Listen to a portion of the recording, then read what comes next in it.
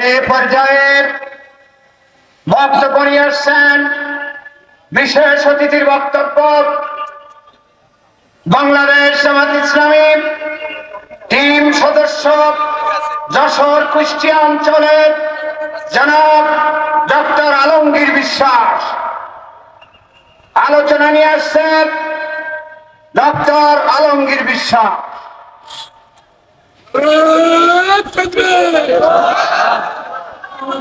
আসসালামু আলাইকুম ওয়া রাহমাতুল্লাহ। আলহামদুলিল্লাহ। সম্মানিত সভাপতি, মোহতারাম প্রধান অতিথি, অতিথিবৃন্দ, আমার প্রাণ প্রিয় সংগঠনের সাথী বন্ধুরা, বক্তব্য দীর্ঘ নয়, আমি আমাদের দায়িত্বশীলের দুইটি কথা স্মরণ করে দিয়ে আমার বক্তব্য শেষ করতে চাই। আল্লামা দেলোয়ার হোসেন সাঈদী বলেছিলেন, এই জালেম শাহী যেভাবে ইসলামের উপরে, ইসলামী আন্দোলনের উপরে অত্যাচার, নির্যাতন, জুলুম করছে, তার প্রতিদান এদেশের তৌহিদাই জনতা যদি একবার ধাক্কা দেয় তাহলে দিল্লিতে পড়তে হবে। তার মৃত্যুর 1 বছর পরেই সেটা বাস্তবায়িত হয়েছে।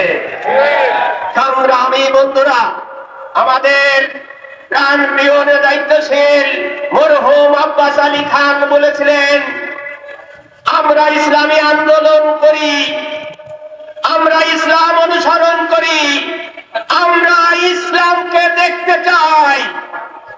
সংগ্রামী উপস্থিতি, সুযোগ এসেছে ইসলামকে এদেশের রাষ্ট্রীয় ক্ষমতায় প্রতিষ্ঠা করে আমরা সংসদে, ঘরে বাইরে, অফিস আদালতে ইসলামকে দেখতে চাই। কারা রাজি আছেন?